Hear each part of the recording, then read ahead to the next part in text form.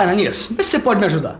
A bicicleta quebrou de novo. Já tentei mudar a marcha, não consigo. Não consigo andar com ela. Olhei e não achei o problema. Olha, o problema deve estar aqui na corrente. Ela é que é responsável pela transmissão de força na bicicleta. Aliás, a teleaula de hoje continua transmitindo para você tudo sobre transmissão. Hoje você vai aprender sobre as correntes. Elas são elementos fundamentais na transmissão da força e estão presentes em muitos equipamentos, desde uma simples bicicleta até grandes máquinas de transporte de carga. Na teleaula de hoje, você vai ver que existem vários tipos de correntes e vai aprender que elas atendem diferentes exigências e necessidades. Caio, a coisa aqui está um pouco complicada. Não tem jeito, né, Ananias? Tudo bem. A gente tem a teleaula de hoje toda para resolver o seu problema e para aprender tudo sobre correntes e o seu papel na transmissão de força. Legal. Vamos nessa?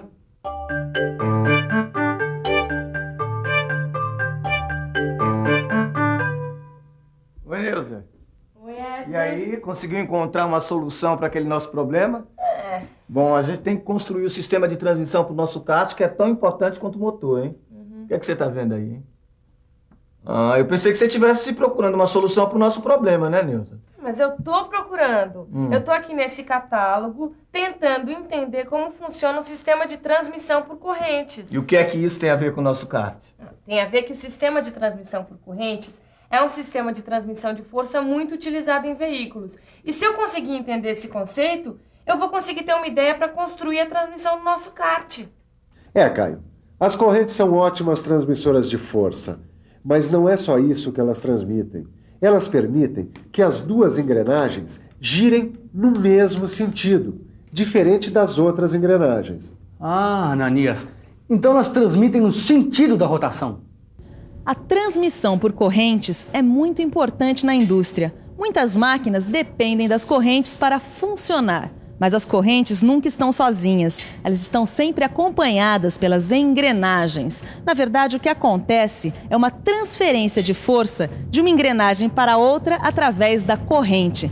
Os dentes da engrenagem se encaixam nos elos da corrente e aí estamos prontos, preparados para a transmissão de força e de rotação. E aí, Ananias, descobriu qual é o problema? Ainda não, mas eu acho que eu estou chegando lá. Estou achando que o problema está aqui, nessas engrenagens. Você não andou caindo com essa bicicleta, não? Caí. A semana passada, chegando em casa, eu derrapei numa poça. Tinha acabado de chover, né? Será que foi isso? Pode ser. As engrenagens podem ter afrouxado com a queda, e aí, como você continua andando, elas podem ter saído do lugar. Claro. Para uma boa transmissão de força e rotação, é preciso que as engrenagens estejam no mesmo plano. Quer dizer, a posição das engrenagens é muito importante para uma boa transmissão.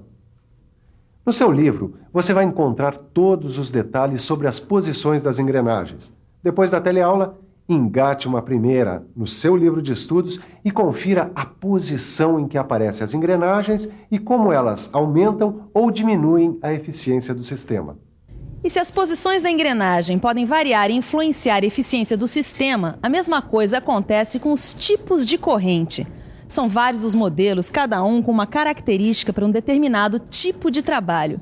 São 5 os principais tipos de corrente. Olha só, a corrente de rolo, que é a mais forte. A corrente de bucha, que reduz o barulho e o desgaste.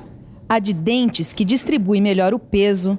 A de articulação desmontável, que facilita a troca da corrente. E a de transporte de carga, que é conhecida como corrente GAU, que possui grande reforço. Bom, se são vários tipos de correntes, com certeza nós vamos ter características diferentes, né? Eu já aprendi em mecânica que praticamente todos os elementos sofrem modificações para atender às diversas necessidades. É isso aí, Caio. Dá só uma olhada na diferença entre essas duas correntes aqui. Essa aqui é a corrente de rolo simples, tá vendo? Ela normalmente é feita de aço temperado. Aqui está o rolo, aqui o pino, e essas pecinhas aqui são chamadas de talas. Tala interna e tala externa. E, finalmente, aqui está a bucha, Fica aqui dentro do rolo. É bom lembrar que as correntes de rolo podem ser simples ou dupla, como essa aqui. Ou ainda, tripla, como essa aqui, Todo o conjunto das peças da corrente de rolo é mantido fechado por cupilhas ou travas elásticas. Essa aqui, ó. Tá certo. Eu já vi os componentes da corrente de rolo. E você disse que um desses elementos, desses componentes, se chama bucha. A diferença é que a corrente de bucha não tem o rolo, ó. Ela tem todos os outros elementos, menos o rolo, que é justamente por isso que os pinos, eles são mais grossos, têm diâmetros maiores. Essa corrente, ela suporta mais carga que a outra, já que não tem o rolo, que é uma parte móvel. Em compensação, ela se desgasta mais rápido e faz mais barulho que a corrente de rolo. As correntes de dentes, como você pode reparar, têm várias talas para cada pino. Quanto mais talas, as correntes podem ser mais largas e mais resistentes. Bom, a gente já viu uma série de correntes, né? De bucha, de rolo, de dentes. Bom, o que é que tá faltando? Aqui, ó. As correntes de articulação desmontável e as correntes de transporte de cargas. Mas nesse catálogo não fica muito claro quais são os componentes dessas correntes, né, Ed? Eu acho melhor a gente dar uma olhada no computador para ver como é que elas são montadas, essas correntes. Olha só. A corrente de articulação desmontável tem os pinos feitos de aço e os elos são fundidos já na forma de corrente. Assim fica garantida a resistência dessa corrente. E é por causa dessa resistência que ela é usada em grandes veículos, como as máquinas agrícolas, por exemplo.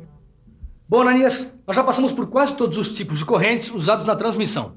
Agora eu tô ficando craque no assunto. É isso aí, Caio. Depois, quando você for estudar no seu livro, você vai ver que não tem segredo nenhum. Claro. E você também. Não esqueça, hein? Tá tudo explicadinho no seu livro. Agora, Caio, vamos fechar o último elo dessa corrente. Vamos ver as correntes de transporte de carga. São dois tipos, a corrente Gauss e a corrente de aço de seção redonda. A corrente Gauss, ó, ela tem 4 talas por elo. E é isso que garante a resistência desse tipo de corrente. Já a corrente de aço de seção redonda, ela tem características parecidas com a corrente Gauss quanto à resistência e a capacidade de transmissão de grandes forças. Então quando eu precisar utilizar uma máquina de peso que usa esse tipo de corrente, eu posso ficar sossegado quanto à transmissão de resistência e força. Claro, mas tem que ir com calma, porque essas correntes aqui, elas não são próprias para altas velocidades. Elas trabalham bem em baixa velocidade e também suportam grandes forças. Transmitir grande quantidade de força e operar em baixas rotações são características comuns a todos os sistemas de transmissões por corrente. Mas existem alguns recursos que podem aumentar a velocidade de transmissões por corrente. São dispositivos especiais que melhoram ainda mais a eficiência das transmissões por corrente. É isso! Amortecedores especiais. Se nós quisermos uma transmissão por corrente com alta velocidade tangencial, todo o sistema vai sofrer choques periódicos. É por isso que os amortecedores especiais ajudam a reduzir isso. Não, peraí, Edgar, peraí. Repete tudinho, porque eu não entendi nada do que você disse. Bom, é o seguinte, Nilza, ó. Quando você tem um sistema de transmissão por corrente funcionando em alta rotação, a velocidade tangencial da corrente aumenta. E aumenta também a oscilação. Tudo bem, mas o que é velocidade tangencial? Em outras palavras, é a tendência que a corrente tem de não fazer a curva da engrenagem. Ou seja, os elos da corrente tendem a se manter em linha reta e a sair pela tangente da engrenagem sem fazer a curva. Essa tendência provoca grandes oscilações ao longo da corrente. Oscilações que aumentam com o aumento da velocidade, mas que podem ser reduzidas pelo uso de amortecedores especiais. Isso aqui também é um amortecedor especial? Não. O nome disso é esticador. Repare bem. No câmbio da bicicleta, as engrenagens, ó, elas são colocadas umas sobre as outras.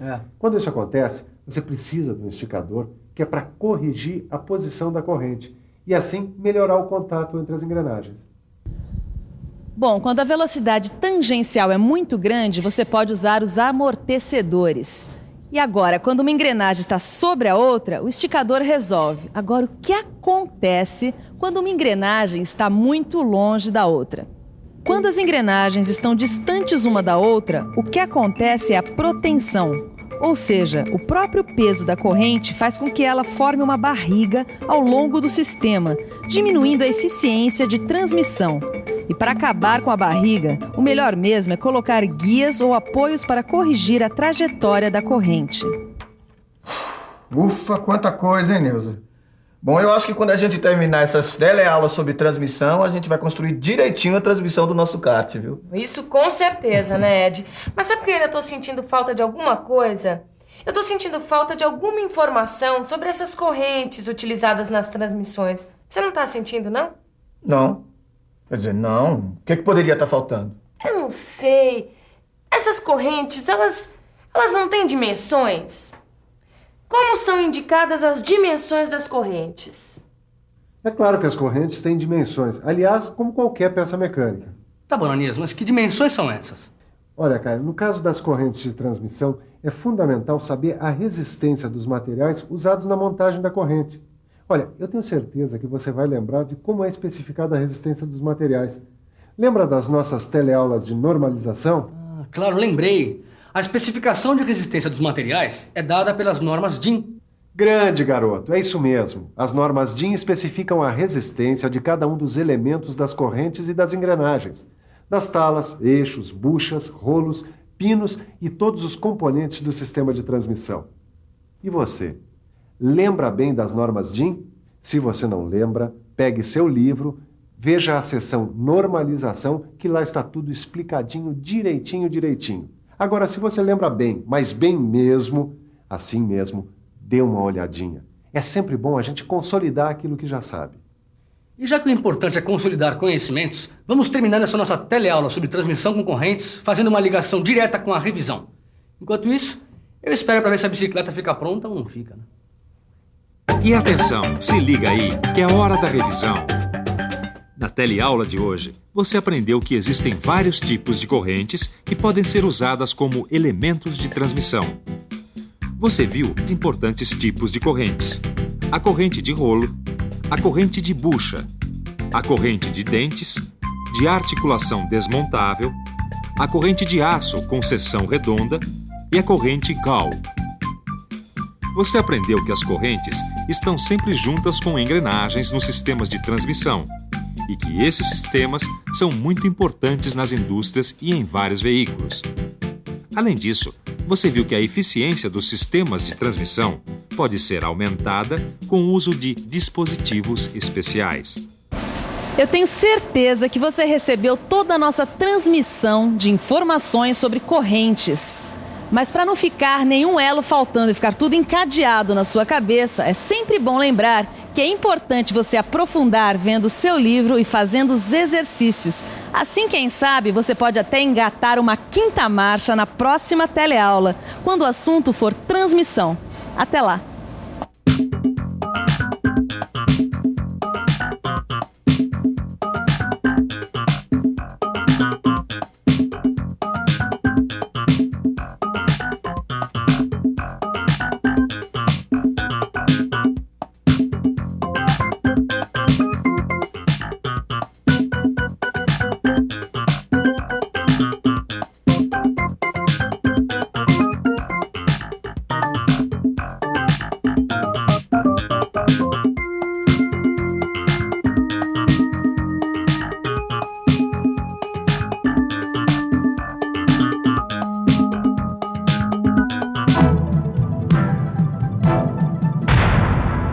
Telecurso 2000, um programa de educação do Sistema Fiesp e da Fundação Roberto Marinho.